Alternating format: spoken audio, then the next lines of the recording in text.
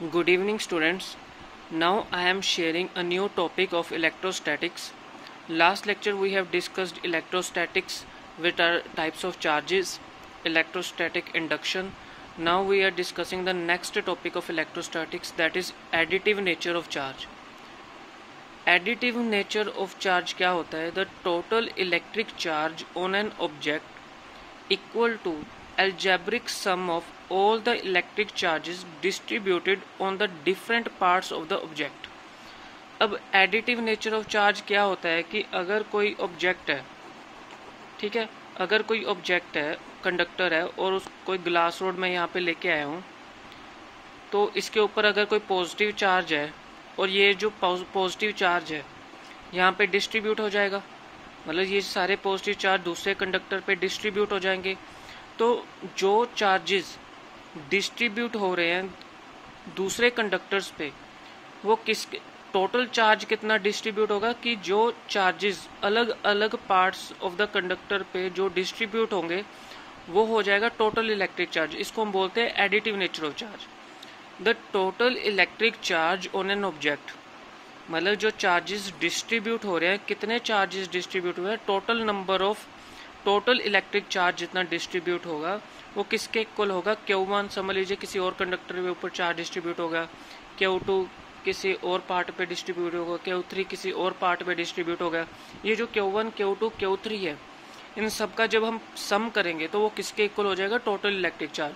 तो ये जो अलजेब्रिक सम हो रहा है इलेक्ट्रिक चार्जेस का on the different parts of the object, उसको हम बोलते हैं additive nature of charge.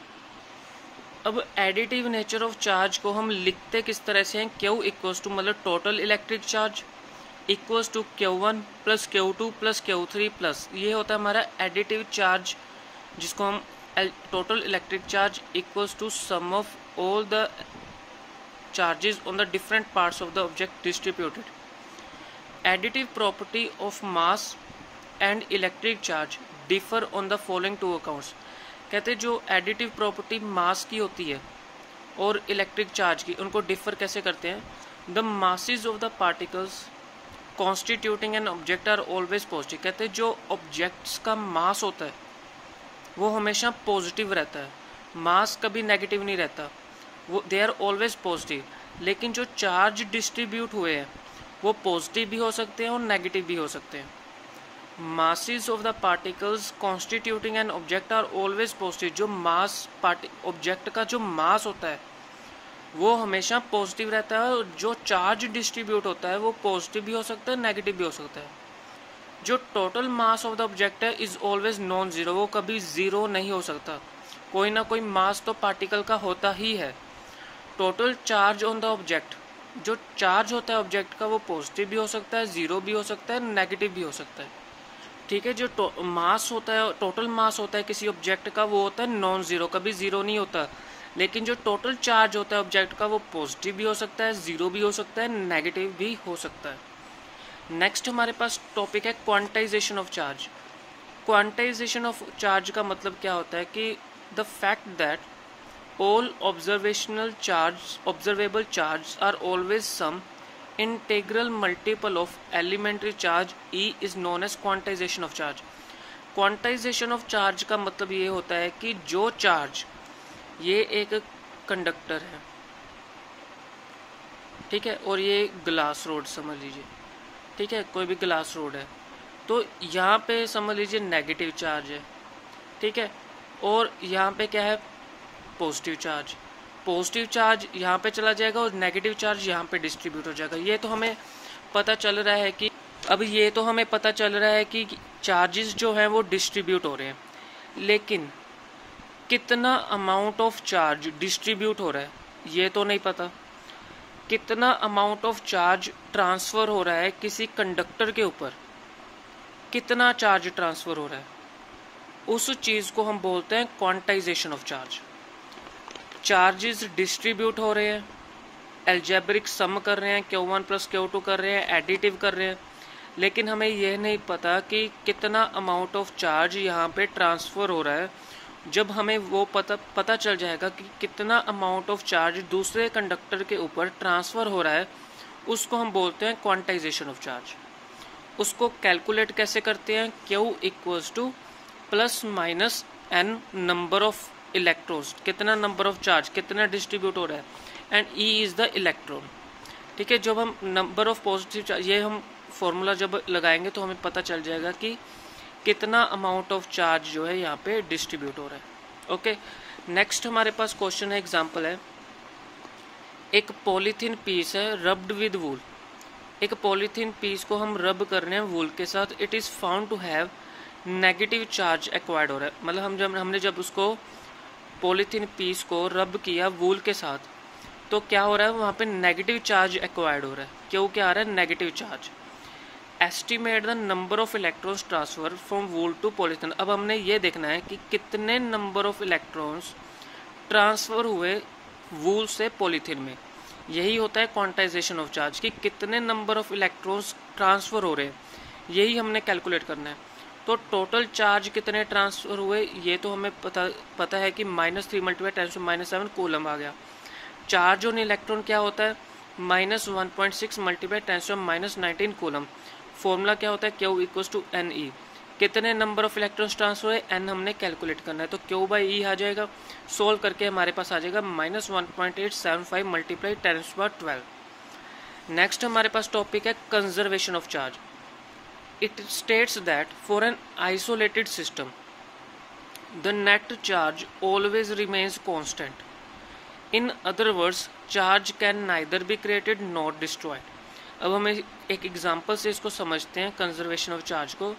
We know that when a glass rod is rubbed with silk, glass rod becomes positively charged and silk becomes negatively charged. जब हम किसी glass rod को silk के साथ रब करते हैं तो ग्लास रोड पे कौन से चार्ज एक्वायर होते हैं, पॉजिटिवली चार्ज, और सिल्क के ऊपर कौन से चार्ज होते हैं, नेगेटिवली चार्ज। तो अमाउंट ऑफ पॉजिटिव चार्ज होता है ग्लास रोड पे वो किसके इक्वल होता है, सेम होता है जो नेगेटिव चार्ज होते हैं सिल्क के ऊपर।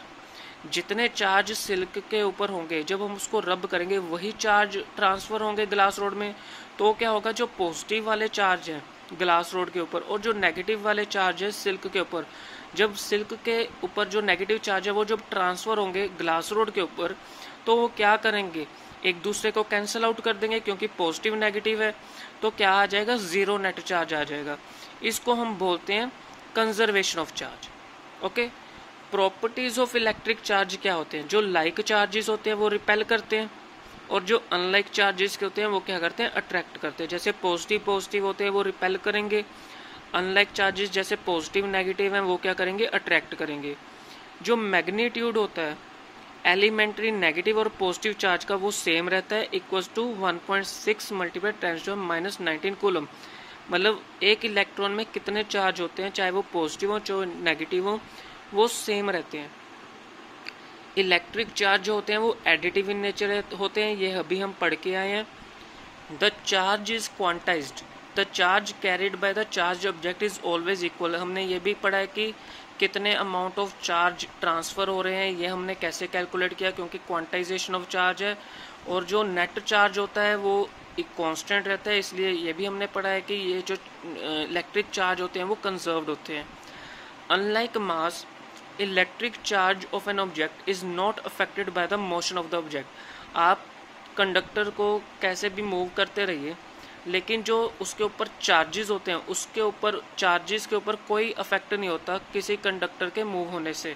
तो ये होते हैं कि मास जो है वो इफेक्ट हो सकता है लेकिन चार्जेस के ऊपर कोई इफेक्ट नहीं होता। तो ये थे हमारे पास properties of electric charges. Next topic हमारे पास है कूलम्स लॉ इन इलेक्ट्रोस्टैटिक्स। ये बहुत ही इंपॉर्टेंट टॉपिक है।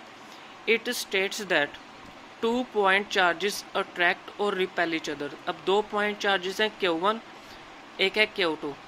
अट्रैक्ट भी कर सकते हैं, रिपेल भी कर सकते हैं विद ए फोर्स। जब ये एक दूसरे में को अट्रैक्ट करेंगे या रिपल्शन करेंगे तो उसका कारण क्या होगा कि उनके बीच एक फोर्स लगेगी। ठीक है, वो फोर्स जो है वो किसके डायरेक्टली प्रोपोर्शनल होगी, to the product of the magnitude of the charges. वो फोर्स जो है डायरेक्टली प्रोपोर्शनल होगी Q1 और Q2 के, और इनवर्सली प्रोपोर्शनल किसकी होगी, the square of the distance between them, Q1 से Q2 तक एंड Q2 से Q1 तक। तो क्या हो जाएगा, square of the distance between them.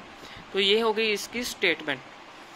Consider किया हमने कि दो चार्जेस हैं, एक है Q1 एक है Q2, ये प्रेजेंट है at points A and B और डिस्टेंस क्या है इनमें R। तो फोर्स बिटवीन टू चार्जेस क्या हो गया, फोर्स हो गई directly proportional to Q1 and Q2 और inversely proportional according to the coulomb's law. हमने जो स्टेटमेंट पढ़ी है, डेफिनेशन पढ़ी है कि फोर्स जो है डायरेक्टली प्रोपोर्शनल होती है product of the two charges के और इनवर्सली प्रोपोर्शनल होती है square of the distance between them के। तो F किसके डायरेक्टली प्रोपोर्शनल हो गया, Q1 एंड Q2 के, और इनवर्सली प्रोपोर्शनल हो गया 1/r² के। जब हम इन दोनों इक्वेशंस को कंबाइन कर देंगे तो क्या आ जाएगा, Q1 Q2/r²। जब हम डायरेक्टली प्रोपोर्शनल रिमूव करेंगे तो क्या लग जाएगा, K क्या होता है, कांस्टेंट ऑफ प्रोपोर्शनैलिटी होता है। इसकी वैल्यू किसके ऊपर डिपेंड करती है, nature of the medium in which the two charges. अब जो चार्जेस अट्रैक्ट कर रहे हैं तो ये नेचर ऑफ द मीडियम के ऊपर डिपेंड करता है। मतलब इसका मतलब ये होता है कि कौन सा मटेरियल कौन सा कंडक्टर, कौन से ऑब्जेक्ट हम यूज़ कर रहे हैं और कौन से मटेरियल की कितनी क्षमता होती है कि कितना चार्ज वो अट्रैक्ट कर सकता है, कितना चार्ज वो रिपल कर सकता है, और क्या उसका जो अट्रैक्शन होता है वो स्ट्रॉन्ग है या वीक है। तो वो डिपेंड करता है कि हम कौन सा मटेरियल यूज़ कर रहे हैं, कौन सा मीडियम यूज़ कर रहे हैं। इन SI यूनिट में जब दो चार्जेस को हम लोकेट करते हैं एयर में या एक एम्प्टी स्पेस में, तो उसकी जो वैल्यू होती है K की, उसकी जो वैल्यू होती है 1/4 ज़ाइलो नॉट होती है। ज़ाइलो नॉट क्या होता है, ये होता है absolute permittivity of free space. अगर दो force between the two charges in vacuum में क्या आ जाएगा, अब ये जो K की वैल्यू हम यहाँ पे सब्सटीट्यूट कर देंगे तो 1/4 ज़ाइलो नॉट Q1 Q2/r² आ जाएगा। ठीक है, the absolute permittivity of free space की जो वैल्यू होती है ज़ाइलो नॉट की, वो हमेशा कांस्टेंट रहती है। ये आपको याद रखनी पड़ेगी। 8.854 × 10⁻⁻12 कूलम स्क्वायर पर न्यूटन पर metre square. Absolute permittivity of free space के आपको यूनिट्स अच्छे तरीके से याद होने चाहिए। ये MCQs में बहुत पूछा जाता है कि उसके यूनिट्स क्या हैं। अब 1/4 ज़ाइलो नॉट की वैल्यू क्या होगी, ज़ाइलो नॉट की जो वैल्यू ये आई है इसको हम यहाँ पे सब्सटीट्यूट कर देंगे और जब हम इसको डिवाइड करेंगे, पाई की वैल्यू 3.14 आप पुट करोगे तो आपके पास जो वैल्यू आएगी 1/4 ज़ाइलो नॉट की 9 × 10⁹ न्यूटन मीटर स्क्वायर पर कूलम स्क्वायर आ जाएगा। तो ये जो वैल्यू है आपको न्यूमेरिकल्स में डायरेक्ट पुट करनी है, तो ये आपको याद रखना पड़ेगा कि 1/4 ज़ाइलो नॉट की वैल्यू 9 × 10⁹ होती है। इस इक्वेशन को जो हमने लास्ट में इक्वेशन लिखी थी, F वैक्यूम क्या होता था, 1/4 ज़ाइलो नॉट Q1 Q2/r²। ये जो वैल्यू हम सब्सटीट्यूट कर देंगे F वैक्यूम में। अब हमारे पास क्वेश्चन है, what is the force between two small charge spheres having charges Q1 and Q2 are given and the distance is given 30 centimetre. Q1 आपके पास गिवन है, Q2 आपके पास गिवन है, R 30 सेंटीमीटर है, उसको मीटर में कन्वर्ट करना है। उसके बाद ये वैल्यूज़ जो हैं आपने कूलम्स लॉ के इक्वेशन में पुट करनी है। F = 1/4 ज़ाइलो नॉट Q1 Q2/r²। आपके पास आंसर आ जाएगा 6 × 10⁻³ न्यूटन।